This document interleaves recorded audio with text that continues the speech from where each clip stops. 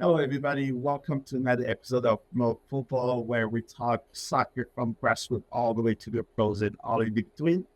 And today is a special interview, we'll say, because we have not only a St. Louisan on the podcast, but also someone that has gone to uh, pretty much grassroots all the way to the pros and now taking his time to help those that are hoping to make it to maybe either college or to the pros. And we have now Tony from prospect to player. And we'll just, chop it up, see how his story started and where he is now. So Tony, now you mentioned you were back in Florida, so you left us in the cold here. So how are you doing today?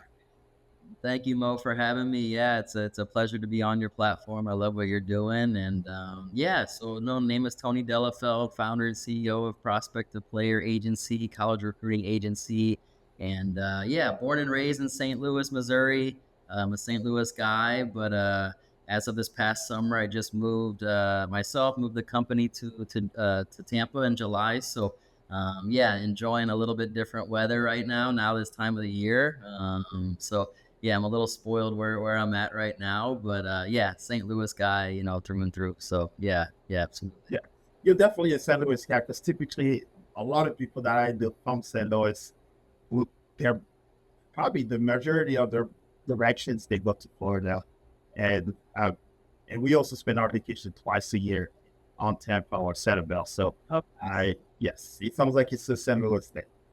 it might be, yeah. No, so much soccer here, so that was why I kind of so much soccer in St. Louis, so much soccer in Florida. So maybe that has something to do with it, right? Absolutely. So yes. So for those that probably don't know you, tell us a little bit more about St. Louis and how you got into soccer. Because I think it's kind of funny to ask someone it's from St. Louis how you got into soccer, but tell us a little bit more. Your German roots and how did that all started. Yeah, absolutely. So no, St. Louis guy, grew up, did the whole club soccer, right? Scott Gallagher did that. The whole grew up at a young age. I had an older sister that played and yeah, just kind of got into it. I played every sport growing up really. But as I got older, kind of leaned into soccer and yeah, I went to St. Louis University High School. Also took soccer, very seriously there and Scott Gallagher and did that whole thing and then yeah, transitioned from St. Louis and the club in high school to NCAA Division One. I played at University of Tulsa for 2 years. I transferred. I played at Belmont University, two smaller Division One schools. Amazing experience. Ultimately, got my degree. Played 4 years at a really great level. Met some of my best friends, to this day in that environment. Went on, then had a short stint professionally. I played in the U.S., played in Spain. I played third division for a season in Spain, and kind of yeah, bounced around a little bit. Was very proud of my career, but everything I got in my career, I just kind of figured it out as I went along from club to how to go play in college, how to play at the next level. Just kind of figured it out as I went along, and that was kind of the I know I'm kind of brushing through it quickly, but kind of the inspiration between or behind what I got going on with prospective players, just kind of having that perspective now as a guy, like you said, kind of went through it, lived it. But yeah, that was kind of my, I guess, quick background there in St. Louis and kind of from college and beyond. So yes, sir. So to kind of bring it back to like the first soccer memories, so how would you say it was your first introduction to soccer?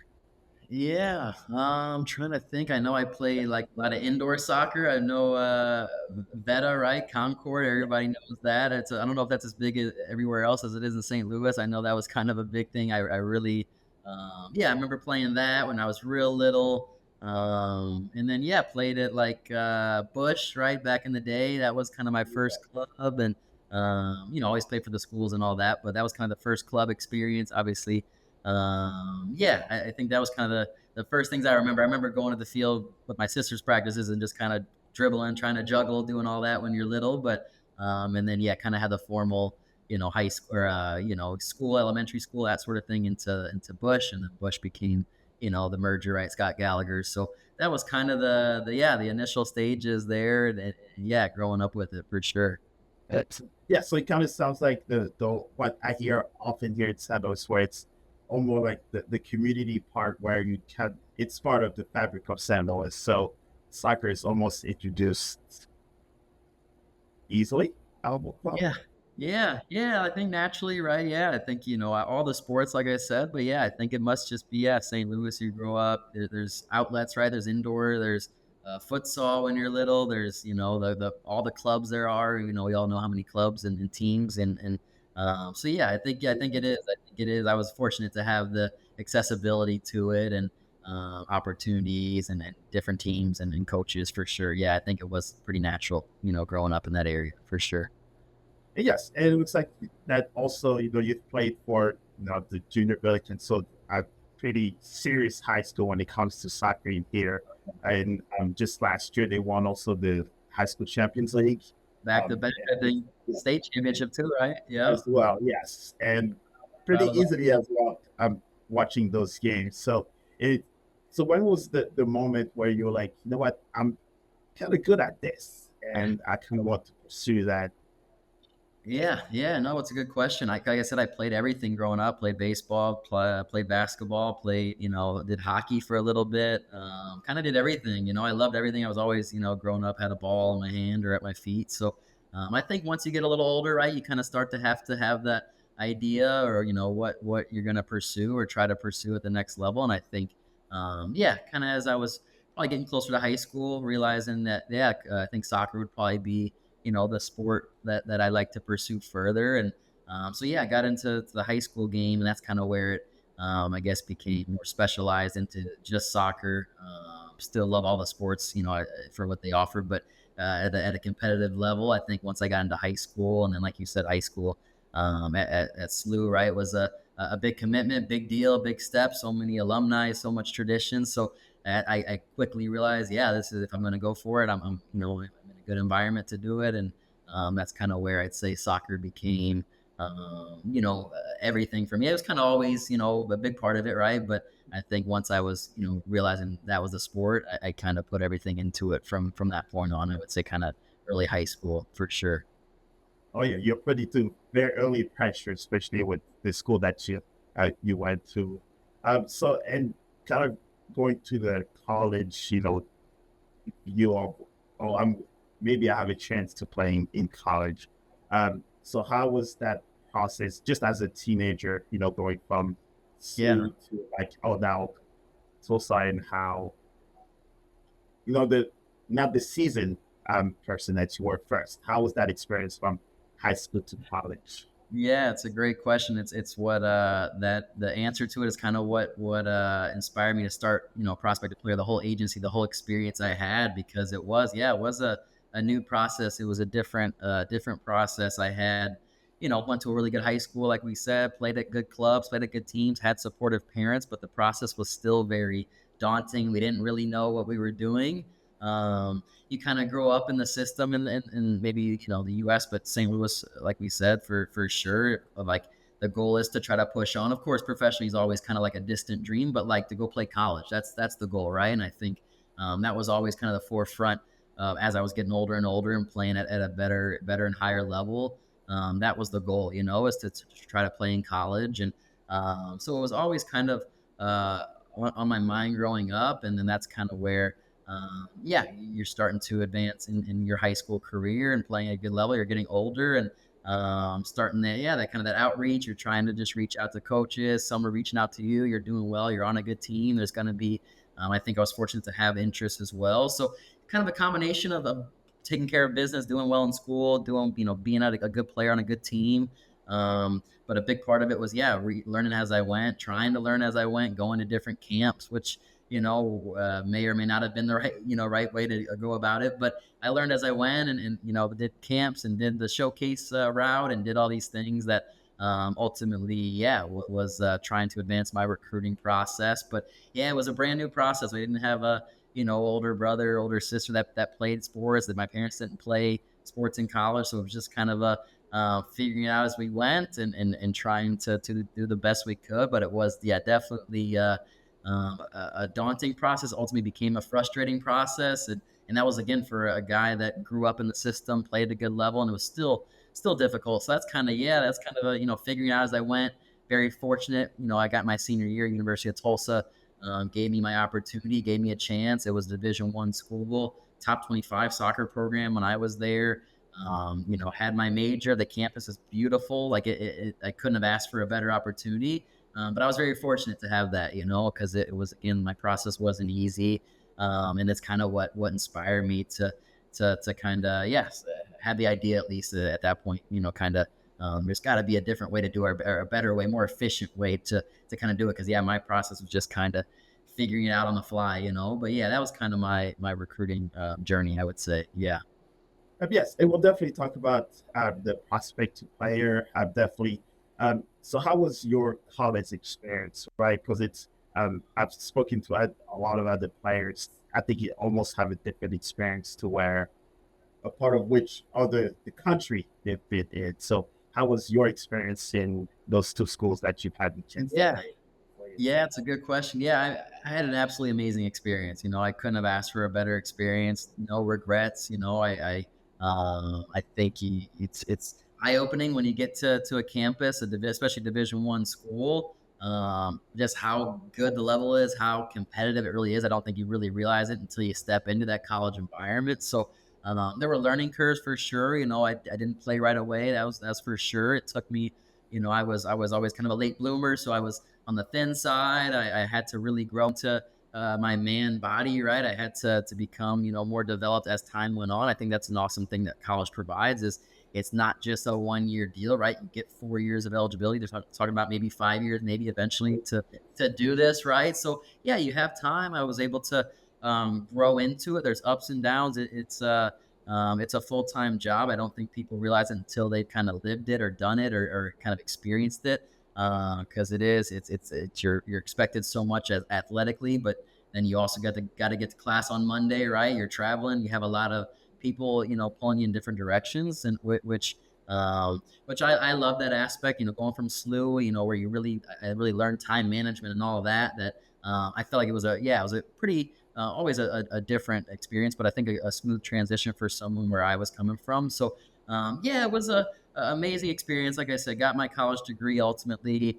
I mean, professional, I'd say it's a professional standard college soccer now. I mean, especially nowadays. But yeah, you have a full time strength and conditioning coach. You have a full time coaching staff. Their job is dependent on winning, right? So they're expecting, the demands that what they demand of you, right, are high levels. And your facilities. There's multi-million-dollar facilities when you're there. The weight room, the travel. You're treated very well. So I got that experience, which I thought was amazing. It definitely wasn't easy. It was difficult. It was long days, long nights. Where you're questioning yourself. You're questioning, is this right for me? Am I on the right path? Am I good enough? And but ultimately, I had a career I was very proud of. Played a lot of minutes. Got a lot of opportunities, and I think the college game, having that experience, the 4.5 year experience I had was ultimately what inspired me. I was like, man, I absolutely love this experience. It wasn't easy, but I saw how transformational it really was as a not just a soccer player, but as or a student, as a young man, right? You're living away from home. You're learning to cook for the first time, right? You're around different people, and you're competing for something that's bigger than yourself. I think it led me to some of my best friends that I still talk to every day, right? So I absolutely love college soccer. I believe in it. I think it's an amazing experience, and I was kind of, I guess, living proof of what you can, achieve or experience through that 4 year kind of process or journey. So yeah, very very happy with my decision, and thought it was an amazing experience. Yes, sir. So it sounds like it not only helped you as a soccer player, but kind of built your character of what you are now. It sounds that. Right? Oh yeah, no, definitely. I think living away from home, being with other, I think like-minded individuals, right, all in the pursuit of like the same sort of guys, like from whether they're from Missouri or from Texas, right, or from Trinidad and Tobago, right, or from Ghana, right, like it's kind of cool where you're around someone that, man, would I have ever met someone without this college soccer experience? Probably not, right? Or it's difficult, and you just realize, how maybe small the game or the world is, because it's like we're both here in Tulsa, Oklahoma, or Nashville, Tennessee, and our pursuit is to get a degree, play at a good level, and it's like it's really cool to be around other people that are kind of in those similar pursuits. And like I said, it led to who I identify as today, and the transformation I feel like I had through those 4 years is who I am today. It was a big part of who I am. So yeah, absolutely, it was a very impactful experience for sure. Yeah, I always joke around when I say that if your soccer team does not look like the United Nations, then it does not look right. How good you are, right? Yeah, That, that's that's that's right. that's how. I was very fortunate to have a diverse group, good Americans from all over, good international players transferred. I mean, it was you're 100% right, and it's so cool to meet people, those cultures, different, learn different things, and you're 100%. That's funny. Yeah, I agree. I would agree with that. So if you had a chance to talk to freshman Tony, what will be one of the advice that you would give him now, knowing what you know now? Yeah, no, it's a good question. I think in sports, especially, but just as young people, I think you're always in a rush, maybe, right? Like I think you're always wanting it to work out. The first semester you walk onto campus, and that's not always the route for everybody. It can be for some people. We had freshmen when I was there that were playing right away, doing very well, and that was their route, though. But I think it's hard in the moment. We tell a lot of our families that now is like, don't, and I think I did a pretty good job of it, but don't compare your process or your route or your path to the guy next to you, right? It might seem like, man, we're the same position, I should be here or I should be there, but you just, it's not going to be a good spiral or conversation you're going to have internally. So I think just be patient. Like I said, I think the pro game, you're only, if you sign a contract, you're guaranteed maybe 10 months, maybe 6 months, maybe one season, right? I think the college game, you're given 4 years. You're given, maybe a red shirt, a fifth year, maybe you're whatever it is, but you're given 4 years. It doesn't have to make sense, or you don't have to be at your absolute dream position. Your first semester, you walk on to a campus, right? Or you walk on to the team you're going on to. So I would say, just enjoy where you're at. I think I did a good job of that, but I think just even more so like enjoying where you're at. It's a long process. You're so much growth that can happen physically, maturation. Kids can transfer. Kids can all these sort of things, and just really sit into where you're at, and just enjoy it. You're there for a reason. Understand and realize that. Enjoy that every day of training, and it goes by fast. I guess that's the last part I'll say is for college soccer. It seems like I said, you get 4 years. It seems like on the surface it's a long time, but it goes very fast. So sometimes we have group chats with some of my buddies and old teammates, like what we would give to go back to some of those times and days and Friday nights and Saturdays and all these things that we still talk about, still think about. So I think, the last thing is just enjoy it. I think it is such a unique experience, where you're studying, you're playing, you're around like-minded individuals, and just enjoy it because it goes by fast. So that's kind of what I would say for sure. Oh, okay, yes, life goes too fast. Yes, That's right. So then after that, kind of led to now you having a staying as playing professional soccer. So can you tell us a little bit of, everybody sees the end product, which is yes, I played a little bit in Spain, I played here, but could you tell the youngest kids, how's that experience being abroad?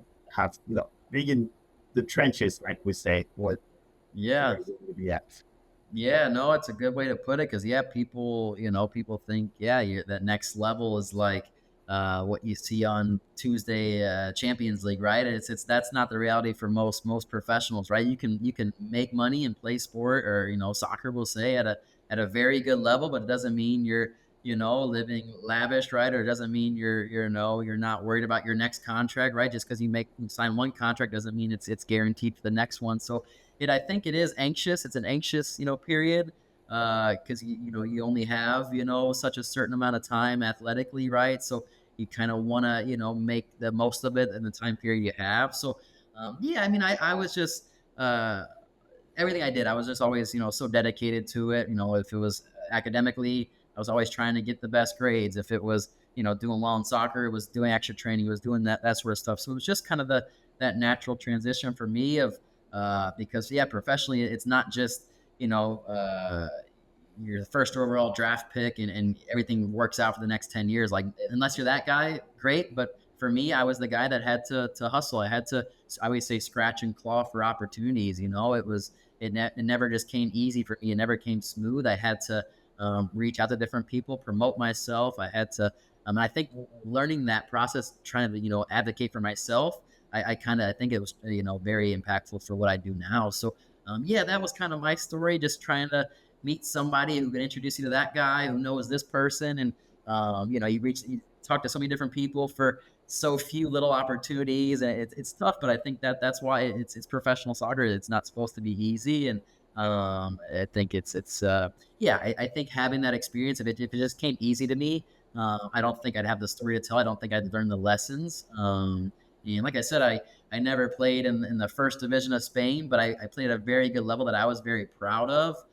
throughout my career. And everything I got was kind of just me, again, figuring it out as I went along. And I learned so much. Yes, the soccer career, very proud of it and what I was able to accomplish, what I was able to see. I think it was awesome. But I think more so I take the lessons from it. I take, the passion from it, pursuing something at such a high level.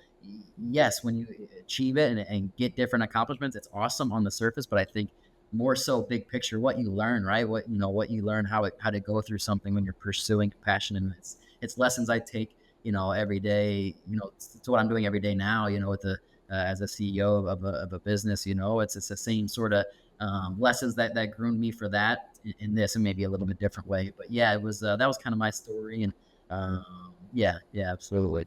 Excellent. So yes, and there's also one part where when I talk to people, kids especially, um, try to kind of guide them where it's not when on the field, right? You're great on the field, but then there's also the character of the person that you are. So for someone that's gone to, the club soccer and then college, high school and then high level soccer, what would you say is one of those the character or characteristic of someone that you should kind of match that with your level of play?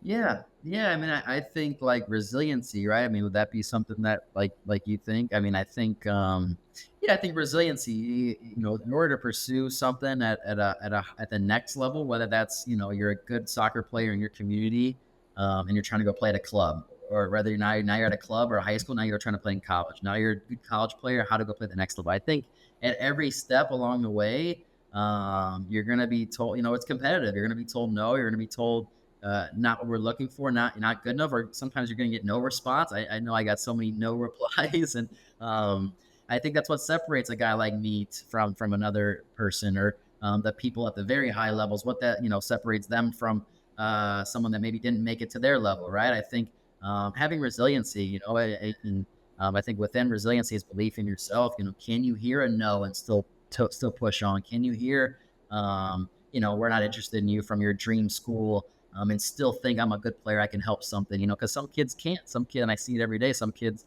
they hear one no, they say they want it, they hear one no, and then they're just they're done playing. And I think that's a I'd say a shame. Maybe not a shame. It's just that person's really resiliency, and then you compare that to somebody that ended up making it. Maybe not at that dream school their first year, but they do very well, and maybe transfer there. And then that was someone that had resiliency, right? I think that's what I think you need at every level. Again, not just from high school to college, but making the next jump, but even just making your local team, right? You might hear no once, but you go to the other team and do very well, and now the other team might be calling you, right? So I think that's what kids, for the next generation, we always tell guys, like, we want guys that this is their big break, this is their opportunity, this is something that they've sacrificed for. And yeah, I think resiliency is what comes to mind, because it's what's going to kind of separate, people that just stop at a certain level and this is as far as I could go, to people that kind of push down. Yeah, maybe I'm not going to that team, but I'm going to this team. I'm going to do the best I can. And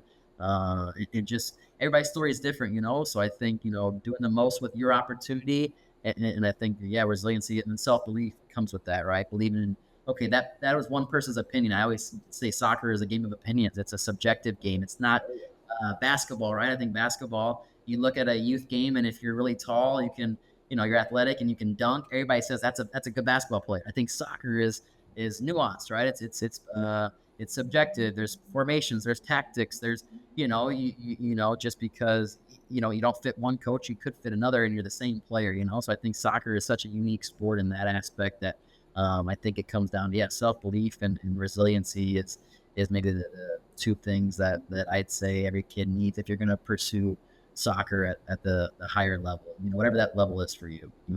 Yeah, it is also the timing, right? Because sometimes you never know where the yes and the no could change with 1 week apart just based on uh, just who you ask and who you talk to. So That's right. yeah, it's one of those fun things. So yes, and then after that, and I think I probably will not do any service if we don't give any credits to Scott Gallagher, right? Because there's a big club here as well with all the issues and others. So is there one thing that you kind of learned from Scott Gallagher that you took from your time playing with them all throughout to where we are now? Yeah, I think probably the coach that stood out was Tommy Howe. He was my coach, probably kind of at a crucial age, I'd say. Where I don't know the exact age, but probably like 11, 12, 13, 14, that sort of age. And he was just always like a technical, very good touches and that sort of player. I was always that sort of player too, so it resonated with me. I was never the biggest, fastest, strongest guy. Like I said, I was late bloomer even. I always, I think he kind of instilled eventually you're gonna grow into your body. Like that's just how you're gonna evolve as a person. We all do at some point. But can you get your skills up to a point to where when your body matches it, now you're the full package, right? Because you're gonna grow, you're gonna get bigger, you're gonna get stronger.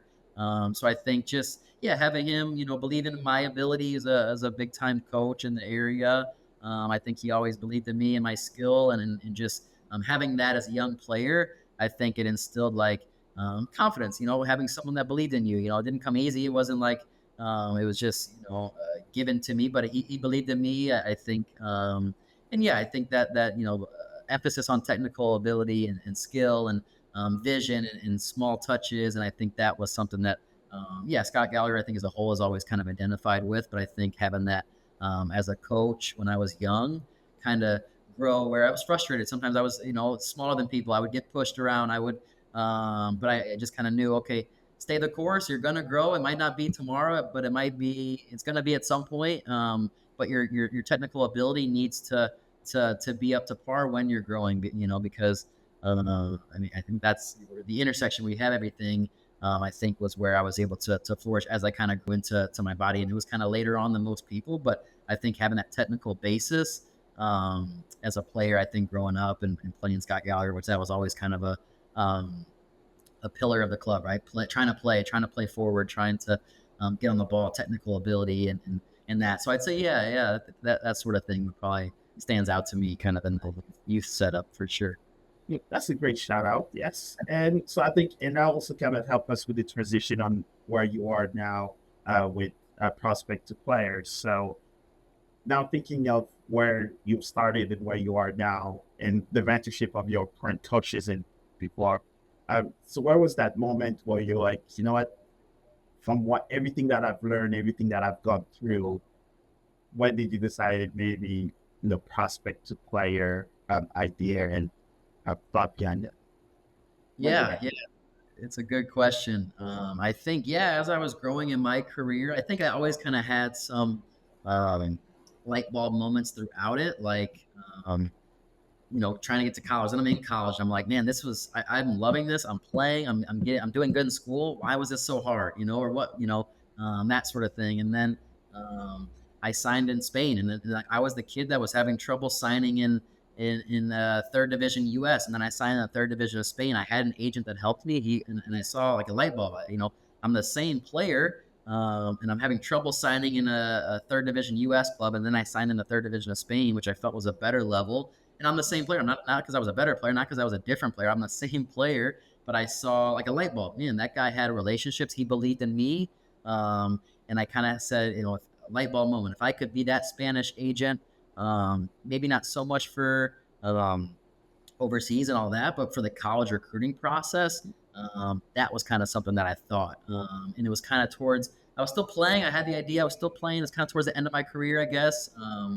I kind of felt like this was probably, I could have kept playing at a similar level for, you can kind of always, exhaust it for a little bit longer, but like, Yeah. yeah, I didn't see myself progressing, to a massive jump up, where my age and relative to where I was, I felt like I was very proud of where I was at. It was probably going to be as far as I was going to go. And I saw this idea, this opportunity, and had those light bulb moments throughout where I kind of said, which would have been around 2020 or so. So, 5, 6 years ago, like, yeah, let me see what I have here. And it just kind of, I think kind of a natural transition then from my playing career to, kind of the next step, which was helping the next generation, with prospective players. So yeah, I think it was a number of light bulb moments, throughout, and kind of just seeing, an opportunity and yeah, kind of jumping on it, from there, and never really looked back from that point on. Yes.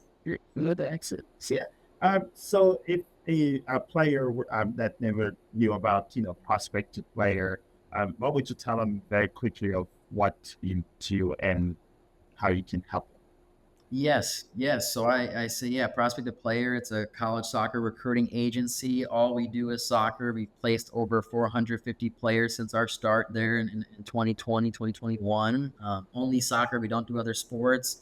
And yeah, I think ultimately what it boils down to is we're an advocate. I think, I could show you we have a full-time staff but all day, every time I'm on my phone all day, talking to coaches, talking to we have an amazing network. I think that's our biggest asset is our network. So what we end up, ultimately what it boils down to is I think we're an advocate for the player, right? I think, I would say it was hard enough for me when I was a player, and that was before the transfer portal was, I'm really aging myself here, before the portal. Get back.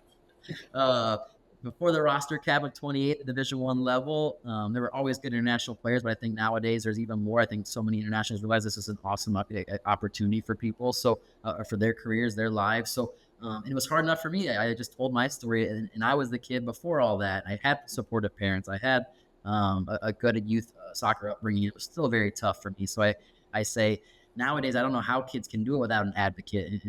An advocate can be your club coach. It could be your high school coach who knows that local college coach and can call him. That's some kids. I think some kids have that benefit. But I don't think that's most kids. And I think that's where Prospective Player is able to kind of connect those dots. There's so many good players and players out there.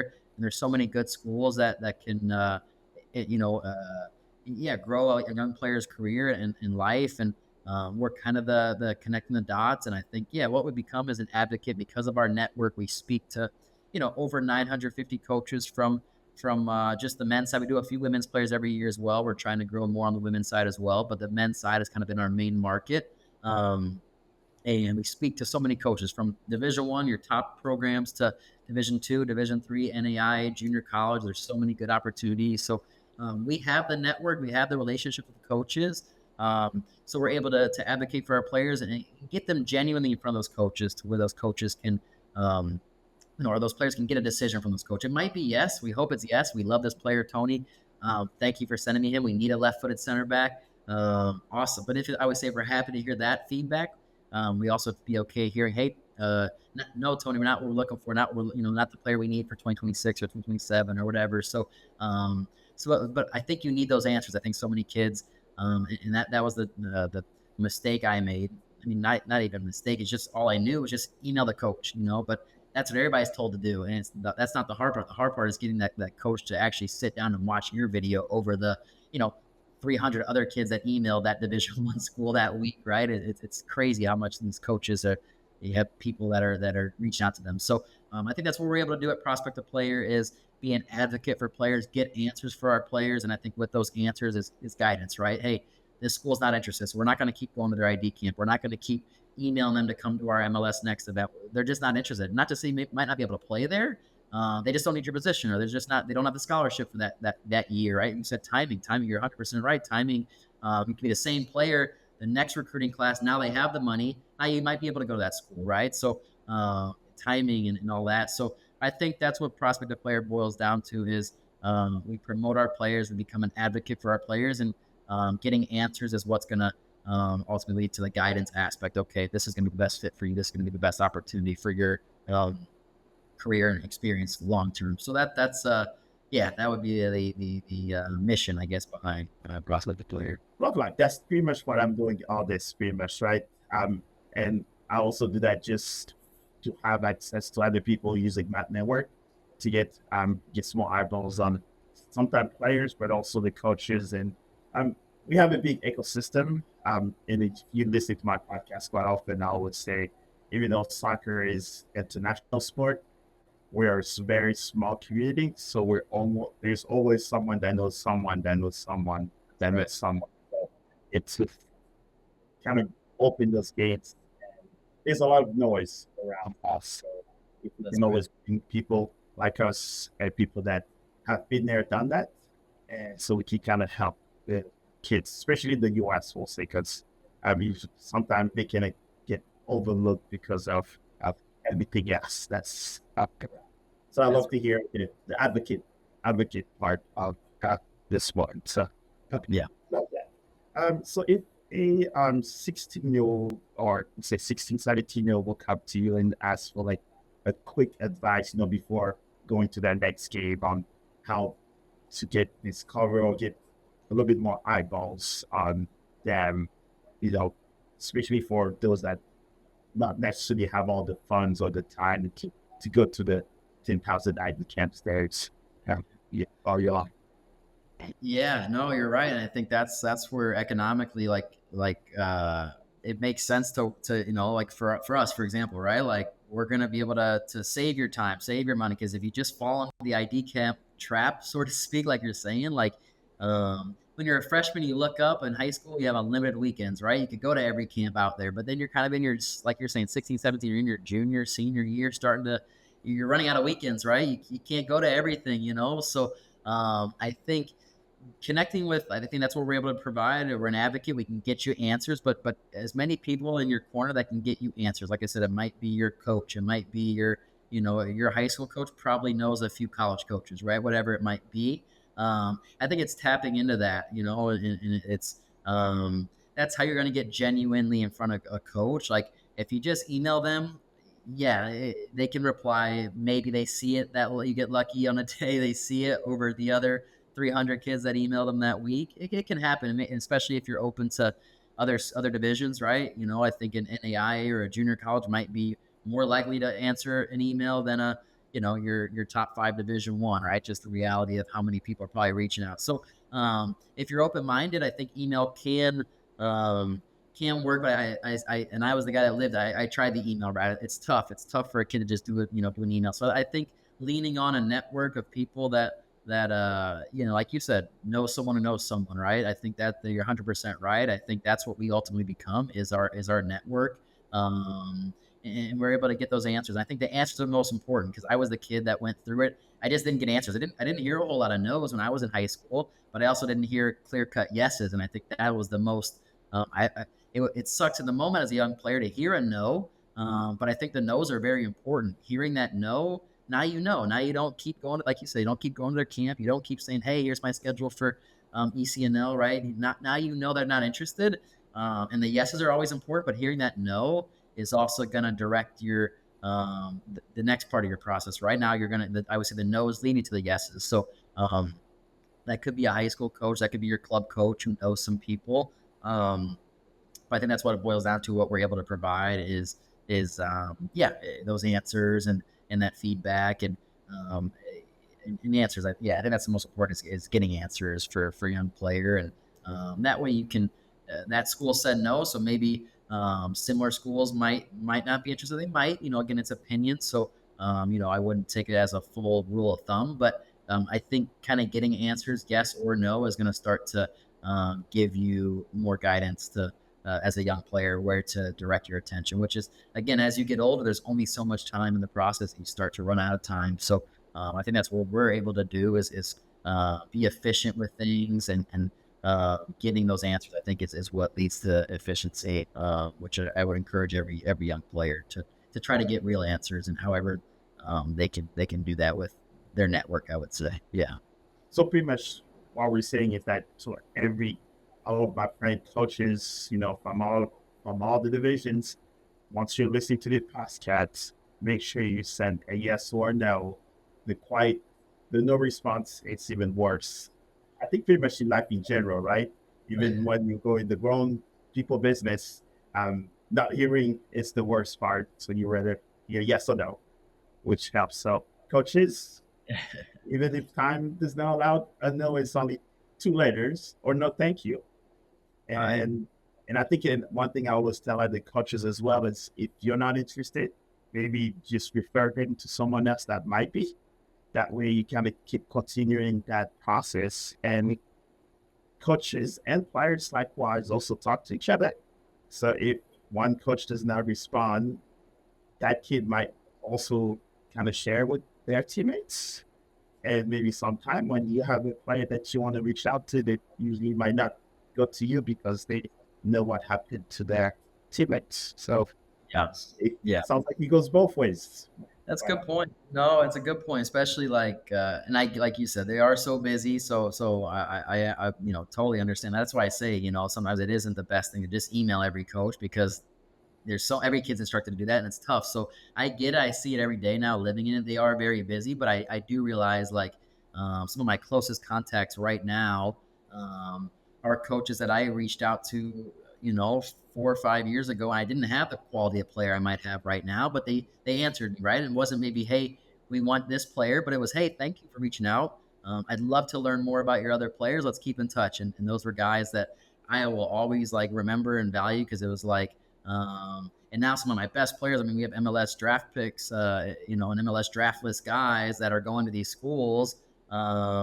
And that was from a relationship from 4 years ago. I didn't have a good enough player for them 4 years ago, but they replied to me, they answered, and they gave me the time of day. And it was a long lasting relationship that's built over time. And I agree. I think, yeah, it didn't take too much from them to just give me an answer. Now I have their number. Now I have the relationship with them. And yeah, I think those are people that stand out to me, because I was like, man, I didn't have the brand that I have now, that people know prospective player. People know we have players. I've had guys that have been All-Americans, and back then I didn't, and they still gave me their time. They were big time coaches, even some of them. So yeah, I agree. I mean, I always value that. They didn't have to answer me, and they did, and now I have a relationship with them. Now it's a two-way street, like you said. They're giving me good players, or I'm giving them good players, and they're giving me, now they're getting good players. And it's a win-win, just because they were kind enough to respond to an email that a young kid back then was sending to them. So yeah, I agree. I think it's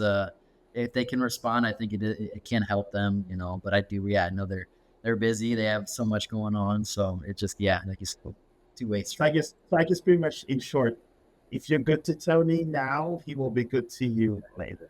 There you go. I'm a very loyal person. That's right. Very small things mean a lot to me. I think you're 100%. I think about those things. That's right. Oh yeah, and yeah, I think it's almost in life in general, right? A hi or bye, or a no thank you, or a yes thank you goes a long way for Right. so I think so the last thing on that part for the players themselves is is there one mistake that you see? I know other than the sending emails, and we know in today's time sending email is almost putting a letter in the black hole. And Yeah. but other than that, is there another mistake that you see happen often that players do that you wish maybe Yeah. it stops to look happen? Yeah. No, it's a very good question. Yeah, I think just players that maybe are, only they only open at 10 schools, for example, right? Like you can especially nowadays out of high school, when you're up against a 24-year-old grad transfer, you're up against the roster cap limits. Like, it is so tough. It is so hard to play any level of college soccer. But if you talk about Division I college soccer, and again, it was hard enough for me. I made a whole business around it, and that was before all these NCAA rule changes and roster caps and NIL and all this, and it was still hard. So these kids nowadays, I think um, shortcoming they might make now is like, I only want to go to these 10 Division I schools. And I think you're really limiting what could be out there for you because I mean, take my example. I went to Tulsa. I don't think that's the first school on every single kid's wish list, but it was unbelievable for me. It couldn't have been a better experience. It was like I said, it was Division I soccer. It was in an amazing campus. It had my major. Some of my best friends to this day are those guys. And that wasn't UCLA. It wasn't Stanford. That most kids think, oh, I just want to go to those schools. That was the Stanford for me. It was an unbelievable experience. It was everything I could have asked for. And I always say there's so many University of Tulsas out there for kids that maybe aren't the only school they see on playing football and basketball on TV on Saturday that they see on their TV, but it could be their best experience, right? So I think and especially nowadays, like I said, you get 4 years to do it. You could go to a junior college that's going to give you a chance. Maybe you're not starting off at your dream school, but you're playing a lot. You have maybe a good price, right? Like they're going to give you a good cost. It's a little bit cheaper at junior college. And now, if you think you're good enough to go play at Clemson, well, you should be tearing it up at a junior college. And I can tell you, every Clemson coach is going to want a junior college All-American, right, or whatever that might be, NAI All-American, Division II All-Conference, whatever that is. So work is done already. Well, yeah, you notice it. There you go. I think that's what kids that they need to think about is, look at it over 4 years, and it might be your dream school right away. That's the goal always, of course, but there's so many different routes for so many different kids. And I think, if you're only open to 10 schools, okay, well, we can reach out to those 10 schools. If they say no, though, now what, right? But if you approach it on the other way of like, I'm open to everything. Of course, I have a specific major I want to study. Of course, I have a budget my family wants to get under. Like everybody's going to have their criteria, they're non-negotiables, but there's more than 10 schools that have that. There's, if you specific major budget, blah, blah, blah, there could be 300 schools and now if you're open to those 300, now all of a sudden your odds go up. You're going to have more opportunities. And then you're going to go where you're wanted. Like if you're going to chase down 10 schools and maybe that school says, yeah, we'll give you a roster spot. Well, that's like a different experience than like a kid, maybe a Division II saying, hey, I really want you. I like you. I have a scholarship for you. Like that's going to be a better experience, outside of like the very first day you're going to post, I'm going to this Division I school. That's like where it ends, because then the work starts, right? Like going somewhere where you're wanted and valued is the most important thing. So I think just how the way the kids approach it, I think you have to have an open mind just because it's so competitive. There's so many different options for these coaches to choose from that I think approaching it in a more holistic way, I would say like kids need to be more open to, because if the goal is to play in college soccer or play soccer in college, like you have to be open to different opportunities, and again, it could be a small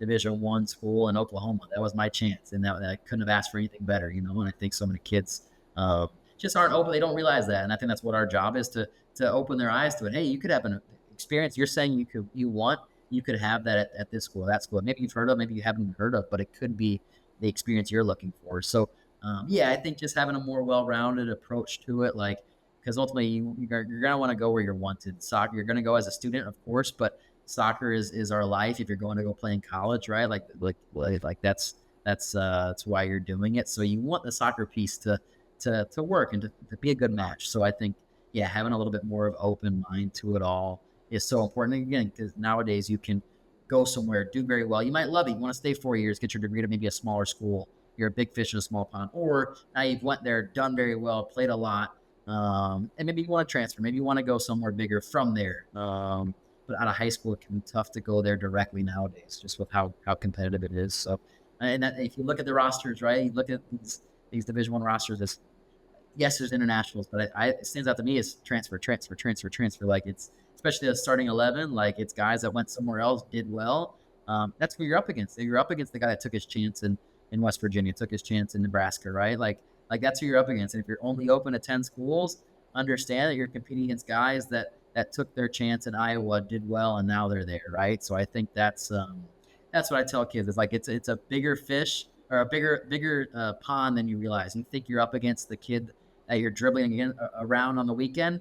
You're not. You're up against the NAI 25-year-old who's got one more year of eligibility and he's going to transfer. So you have to be open. You have to be open-minded, and that's what, living in the world every day. Like that's what we encourage kids is feel where you're going to be wanted and valued, and it could be something that you didn't have in mind originally.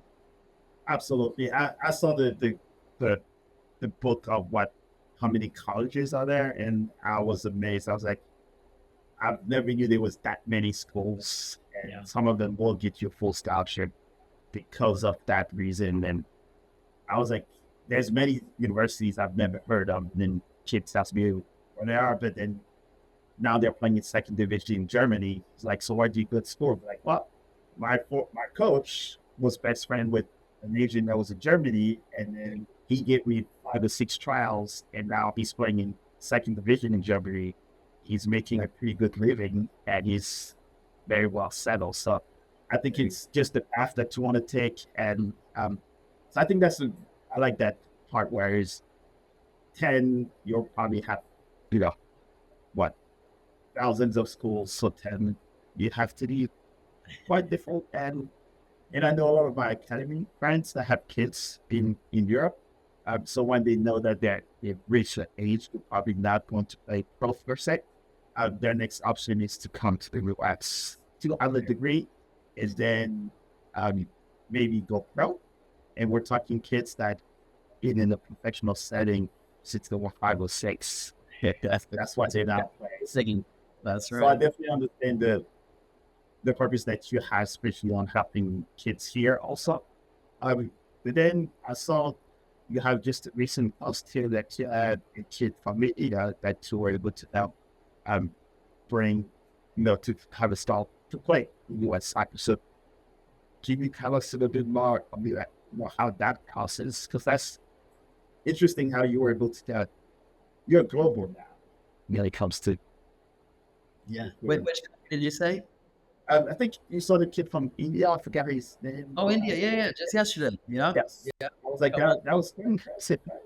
Thank you. Yeah, a couple of weeks before that, kid from Ghana, right, going to Dayton. So no, 100%. Yeah, thank you. It's a global game, So I think I think what the U.S. college pathway provides is such a amazing, life changing opportunity for American kids. Certainly, I was that kid that benefited, the American kid that benefited. But I think internationals, I think it can be, you're still going to get an American degree, which is a very strong degree. To live in the U.S. for 2, 3, 4 years, like what an opportunity for a young man if you're international to have that.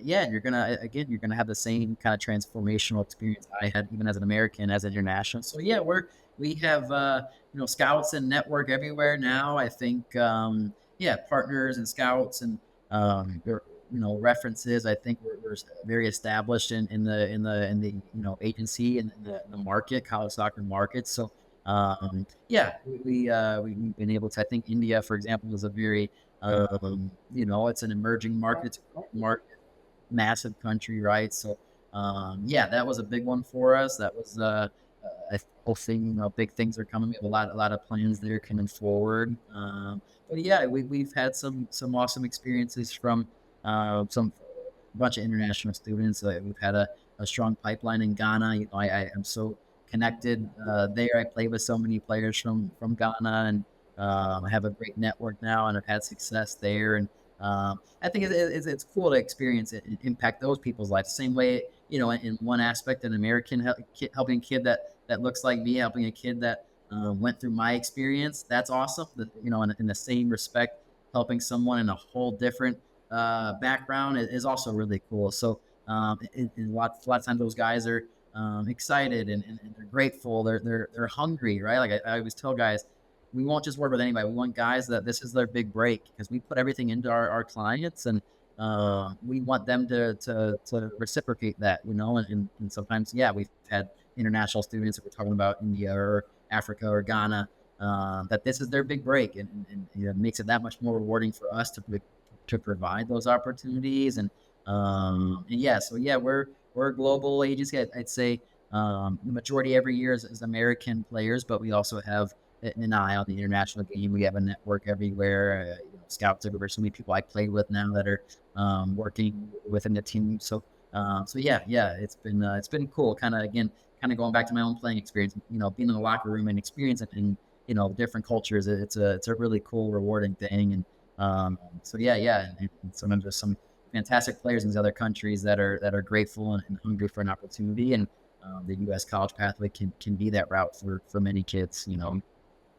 I might be biased, but Senegal, if I want to look at that side. Yeah, no, I've heard great things. The English though, French, right? It's sometimes. Speak French, and I think a lot of those started to speak a lot. Okay, we're gonna have to connect then. We'll have to do some work there because I know Ghana's been great, but the English speaking work aspect of it, and then Cameroon we've been very very strong on. I know it's half English, half French. So if you know Senegal, you got to let me know. We'll have to talk after. I think I was one of those guys who's like, so when you all going like the English side of things, like there's the French side, but they also do speak English. It's just you can hit the right people.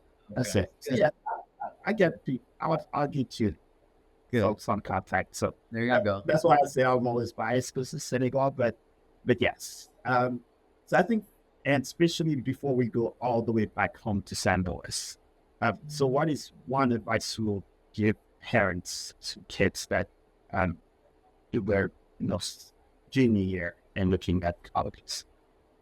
Yeah, it's a very good question because I think you get into your junior year and kids are starting to worry, parents are starting to wonder what's the next step, where am I going, and I just think you have to find someone. Again, it could be your coach, it could be an advocate like herself, whatever.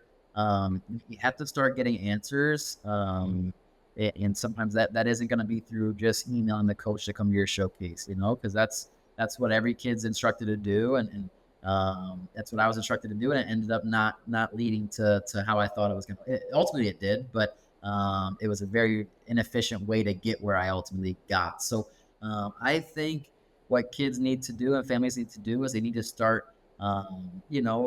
just looking back and saying, how can I get answers for my kid? It might be, connecting with your club director and, hey, who do you know? Who can we call? Who can you get me answers for or from? Stuff like that, and I think and being open, starting the process early, being open, understanding again what we just spoke about is look at the rosters, watch games, start to, if that's the level you want to go to. So many families I speak to, they say, I want to play Division I soccer. And they, how many Division I soccer games have you been to? Oh, none. Okay, well, how do you know that's the level for you if you don't really know all the information? Know all the information, and then you can make a decision, with the information, with the facts. So I'd say if this is something you want to do, it starts, like you said, starts sophomore, junior year, and I think it's getting answers first and foremost. However, whatever way you can get genuine answers, I think that's what we do very well. If we're able to get answers, yes, awesome. If it's no, that's an answer too. We can get answers. And then two, coming to the table with all the information. So you look at the roster. You want to go to, FIU, for example, right? Florida International, amazing school. Miami, Florida, every kid wants to go there, right? But when they say they're from Missouri, they want to go there. I'm like, you've never looked at the roster. They've probably never had a kid, it's transfers. It's guys that have proven themselves. We had a kid at FIU that played at Central Methodist in Missouri, NAIA, but he was a 2-year NAIA Defender of the Year, and he was a big time player. He proved himself. So I think you have to look at the rosters. Like I said, you have to watch games. You have to. If that's the goal you want to get to, there's so many kids that they want to get there, but they don't know the first thing about what it is, what college soccer is. They don't know the season is, fall, right? Yeah. So I think it's starting to know what it is, because that's where you're going to be able to, stack up. I think most kids are honest with themselves. Once they kind of know all the information, I think you start to realize, okay, this is where I probably stand. I think, when you don't know all the information, you just kind of assume, I could play at this level, I could play at that level, but you don't know the roster of that school. They're not looking at the 17-year-old kid out of high school right now, or in a different state. If it's a Texas school, maybe get in-state tuition, great, but Missouri kid doesn't get in-state tuition in Texas. So you say you want to go to SMU, but SMU, have they ever had a starter come from St. Louis? I don't know. Maybe look at the rosters though, and it's probably unlikely. maybe a transfer, maybe a kid who sat on the bench for 2 or 3 years. If that's what you want, okay. But you got to have the information. You got to come to the table with the information, and that comes from watching games. Like, if you really want to play, like, you should want to go watch games. You should want to go, like, SLU, amazing tradition. Like, they're playing at the highest level. Big Kentucky. I mean, the most amazing universities are coming to there. They're playing at the highest level. Go to watch games with your mom and dad. Go to those games. Go to get your friends. Go to those games. If that's the level you say you want to play at, go and watch and see it. And I think once you see up close, like, and it's one thing to watch on ESPN Plus or ESPN or on the TV, but then you're there and you see, man, the athleticism, the speed of play. Like, and again, I think most kids are honest with themselves once they have all the information. But I think it's important to have the information, do your research, look at rosters. It takes 2 seconds to go. They're pretty good at Google, so I think they should be able to do it. Yes, they're young kids, right? They've been on the iPad since they were, young nowadays. Yeah, so look up the rosters, watch games. Start to come to the table with information, and then you can, then you can make more informed decisions and that sort of thing. So it looks like, just to summarize, pretty much like what the kids would be thinking is like, have an open-minded when it comes to the school that you want to go to. Come prepared to the table, so the roster build up, what kind of how they built their team in the past and future. Parents make sure that they know where the kids, I guess, have an experience of what that school might be like. Yeah. And also, I think it sounds like you and I have, right, the biggest thing is also the networking part. So you having the skills, it's one thing. You having the character, it's one. And then having the network, it's another. So you need almost those three items to be able to go to where you want to. That's right. I mean, I think you can be the best player and the best, like you said, character, but if no one knows who you are, that's hard too, right? So, exactly. So you have to have the network or find someone that can get you those answers. And I don't know, because I think that's what I noticed in Spain. When I played in Spain, it was like I found someone that believed in me and got me a trial, and then I went to the trial and I was able to show who I am, how I play, and I was the same player, had the same skill set. That club didn't know me. Now I have that agent. Now they know me. Now they give me a chance, and now they gave me an opportunity. So, but I'm not getting that opportunity without the network, like you said. So, I think you have to be a good player. You have to be a good person. You have to have the grades to learn about college, but now you have to have someone to sit down and watch you, and see you and evaluate you. And I think that is the hardest part. It's not about sending an email. That's the easy part. I think most kids that want to go play in college, they can sit down, they can have parents write out an email, and they can just blast it off. That's not the hard part. The hard part is having that coach actually see your email, see your video, respond to you in a genuine fashion. And I think that is the hardest part of the process, is as there's so many thousands of kids and transfers and internationals pulling these coaches in so many different directions. What's going to make you different? And I think, having someone that can actually get your kind of resume on that coach's doorstep, and then you can make it. Then you got to be okay with their answer, right? If it's no, okay. If it's yes, awesome. But I think you have to have everything. You have to be the good player, but you have to now get in front of somebody that can evaluate you for sure, 100%. Yeah. So all right. So now we went back. Went from all of St. Louis, your playing days, to now what you're doing with prospective player.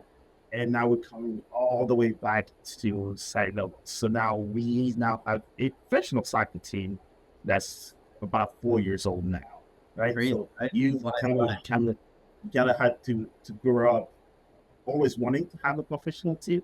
Now you have it. So how, as a solution soccer player and business, how does that feel now to say, yes, we have our own team?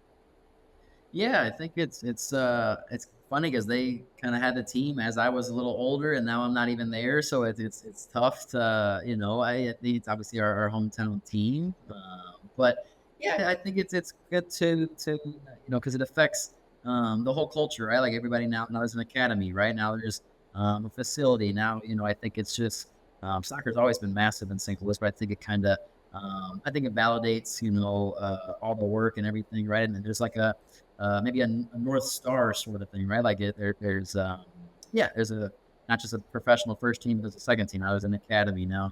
there's kids that are ambitious to try to get into that academy, right? So I think it helps a whole pipeline, inspires a whole generation of young players. I think sometimes you watch MLS, and I was a young player, you kind of feel like that's so far away, right? We didn't have a team, we didn't have that. So now it's like it's in your backyard if you're from St. Louis. So it kind of it feels closer now. It feels more attainable, tangible. Like we have a team and a logo, a color, like it's a stadium, like it's a real thing. There you go, right? Exactly. So yeah, I think that's what I've noticed, and it's cool that for the next generation of kids that, and there's a team to maybe want to push on and play for, or say, I'm going to play for Gallagher, I'm going to go beat City, right? Or I'm going to go play for Fuse, and I'm going to go beat Gallagher and City, whatever it might be. I think it's There's a lot of that these days. there you go, and I love that. I love that the kids with the chip on their shoulder too, that say, look, just because you don't play for City at 15 doesn't mean you can't have a better career than some of those kids, and I see that all the time too. So I think that's the other side of it, is like, motivate kids to okay, because I was that underlooked kid, I was that overlooked kid, I should say. And I feel like that's kids with a chip on their shoulder. I like that, which I think having a St. Louis team can kind of do for some kids too, which I think is using motivation. I think is good too. So yeah, that's what I kind of noticed. Yeah. Oh, and they all know each other pretty much. I think they all have played the same club team. So when I watch those kids play and the one coach, you can definitely see it's like, oh really? It's he made it, I think. And there you go. Competitiveness, right? And they have the best season of their life. So I think it's working well. Yeah. So I think now I have just 3 rapid questions for you. And I think kind of a fun one. So grass or turf? To be playing on? It's Yeah. It's not always an easy answer to say grass, but the problem is grass is, unless you're on really good grass, it's like sometimes you're like, oh man, I wish I would just have turf. Maybe it's because you can have a true kind of roll the ball bounce the ball. Sometimes like at Tulsa, we had like a putting green. It was the beautiful grass. Like we always joke, if you have a bad touch on this, you just have a bad touch, because you shouldn't have a bad touch on this sort of grass. So very good grass, which sometimes can be hard to come by. Obviously, the highest levels, it's easier. Youth level, it's a little bit tough to find good grass. Like you're not having a showcase that there's kids running on it all day. So good grass for sure. It's hard to get good grass, so sometimes turf can be the solution. So I'll say good grass would be the preferred, if that's an option. all right. So if there's one midfielder that you will tell the kids to watch, that kind of define what a soccer player is, I guess, it's who would that be? Yeah, he's a little older now, but when I was kind of growing up a little bit older, even myself, like college, high school, Kevin De Bruyne was like, I thought he was the perfect midfielder. Just unbelievable vision, the way he sees the game, the way he combines with the forwards. I just think he different angles of passing, right? He sees across that most people won't see, right? So I think that's, as a midfielder, you have to have those traits. I think there's too many kids that want to just be okay keeping the ball, keeping it backwards, passing it sideways. That's a part of it sometimes, but I think players that want to take ownership of the game, get on the ball, turn, play forward passes, can pop up on top of the box and score goals. I think that's Kevin De Bruyne. I always looked up to. So maybe he's not quite in his prime now, but that would kind of be my go back and watch YouTube videos, I would say. Yeah. Maybe the speed that he has, but skills never dies, right? So you see those old guys that still have the skills that just maybe play 90 minutes. There you go. That's right. So in the last one, if you could put one sentence on the billboard somewhere in 7 minutes, what would that sentence be? That's a good question. Never thought about that. You have any example? You have one? I think the funniest one we've heard was from Klaus when the first season, when he was asking, why he wants to play so hard, that he says he rather see someone else's mother cry because he does not want to see his mom die. Hmm. Interesting. Yeah, Because he no, eyes the forward dribbles, and and even the when we see a player like a Ronaldinho or Junior Kocha will dribble someone and then make you fall on the ground, right? That's kind of that embarrassment moment that makes someone else kind of feel bad. And I think that's was that private part that he was mentioning. That yeah, it's yeah, not. it's a good question. Yeah, I mean, I don't know one sentence. I'll try to get it down, but I think it's such a it's a blue collar city, right? St. Louis. It's not it's a big city, but it's not your flashy, city. But it has everything you could have or want to get where I think if you have big goals, like it has everything you could ask for. So yeah, I think just I don't know if it's one sentence, but yeah, I think just All right, just make it. yeah, understanding that St. Louis is, um, yeah, I think it's blue collar, but I think what you're able to the lessons, the people, the culture of St. Louis. I think it has everything you could want to, or everything you would need to get to the level that you want to get to, whether it's soccer, whether it's life, athletics, whatever, school. Like it's got everything. So yes, sink into that and yeah, utilize what it offers because it has everything you could want. Just maybe not as a flashy name or flashy weather, right? But it has everything. So lean into it and take it for what it has and what it offers. St. Louis is a bit different. That's why you have St. Louis since from the national team all the way playing top colleges. So I always say as a European that Bob came from France, St. Louis is not different. So maybe that's why they have a French name. That's There you go. There you go. That's right. that's that's the part. All right, so Tony, so I think just to close out here, can you tell the people how they can find you, where your next event maybe that you'll be attending? So if they see you, they come to kind of say hi. Yeah, no. So we're Prospect Two Player, the number two, all one word on everything. That's the website, Instagram, X, LinkedIn, everything. Prospect Two Player. That's how you can find us. And yeah, we'll be popping out. We go to we were just at the ECNL girls event here in Lakewood Ranch, not far from here in Tampa. We try to get out as much as possible, watch games, connect with our current clients, connect with college coaches that are there, connect with new clients potentially. So I think there's one. I'll check my schedule real quick. I think there's an event end of January that we're looking at, and then an IMG showcase. I think middle of February that we're planning on attending. So but we go out to a lot of things. Adidas Champions Cup is in Tampa. I see. Um, yeah, so I know you mentioned that on the podcast before. So, but we go out. It's all we're doing all day is this work. So we try to get out, and yeah, try to meet with different coaches, and we have a couple campus meetings heading up, and we're gonna try to actually heading down to Miami this weekend. I'm gonna watch the FIU match. I believe they play Atlanta United first team, maybe some of the reserves, but we have two clients at FIU, so meet the staff there. Probably grab a coffee with him, and so that's this weekend. That's immediate, but yeah, just always getting out, always watching players, always seeing the level, seeing what's out there, who can translate to the college game. But yeah, I think those are a couple things kind of on our radar. Yes, I think quick heads up. Then St. Louis City is actually playing Saturday Rowdies. I Okay. think they will be in sometime in February, maybe the 18th something. Okay. Oh no, Okay. or maybe soon because they will be. So there you have it. Maybe you'll have your team Yeah. right here in Tampa. There you go. Yeah. Such a small world. I know. Yes. And what I'll do is I'll connect you also with Coach Jim Hart. So I don't know if you heard the high school Champions League. Like I said, I was listening to the last a couple episodes, and you said So they Tampa. pretty much started all that here. That's what you said. So I got to get in contact with those guys and the Capture Kings as well. I think they're the one that run like their pretty much a league of like high school kids and college kids that play on their own.